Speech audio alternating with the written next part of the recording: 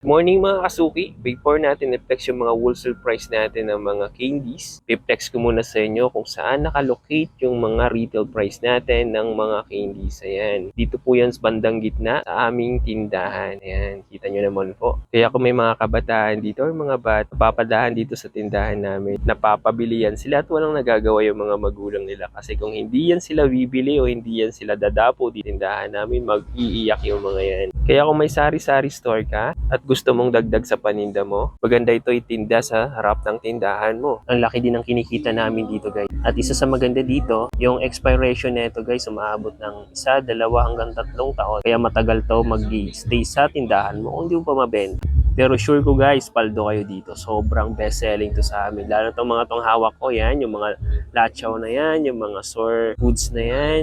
Sobrang benta yan sa mga kabataan. Yan. 5 pesos, 6 pesos, 7 pesos, 4 pesos. Yan po yung presyuhan namin yan dito sa tindahan. Paldong-paldo kayo dito guys. Paniguradong malaking income ay may dadagdag neto sa tindahan. At ngayon, pasok naman tayo dito sa loob ng aming tindahan. Nandito yung wholesale price ng mga toys, candies, accessories namin. Ayan, kita nyo naman. Ito yung mga candies natin guys. Ayan. Marami kayong pagpipilian dito. At lahat ng mga yan na meron tayong display dito sa tindahan natin, mga best selling yan dito sa amin. Kaya kung ako sa inyo, kunin mo lahat ng mga iba't ibang klaseng candies dito. Kasi may iba't ibang klaseng bata na iba-ibang panlasa. Dito naman ito yung mga lachaw natin, ibang klaseng lachaw na lasa. Marami, sobrang benta nito sa amin guys. Ito yung parang manamis-namis na medyo maasim yung lasa or matamis. So, hindi ko ma-explain yung lasa niya. Tinikman ko kasi ito kasi best selling talaga to. Kahit sa mga high school, promise, sobrang sarap ng mga lachaw guys. Dito naman guys, kung mapapansin mo sa mga candies natin, para siyang may mga toys, may mga lagayan na parang panglaruan talaga pang bata. Pero yung laman ng loob, mga matatamis, mga candy. Kaya siguro mabebenta sila kasi nga, hindi lang basta-basta bibili ka ng candy, meron siyang trail kung saan toys na siya, pagkain pa. At mabibili mo lang sa 5 piso, 7 pesos, 8 pesos. Siyempre, presyuhan namin dito yan. Kung bibili nyo yan sa amin, wholesale price yan guys. At ganun din ang posibilidad na pwede mong i-presyo sa mga yan.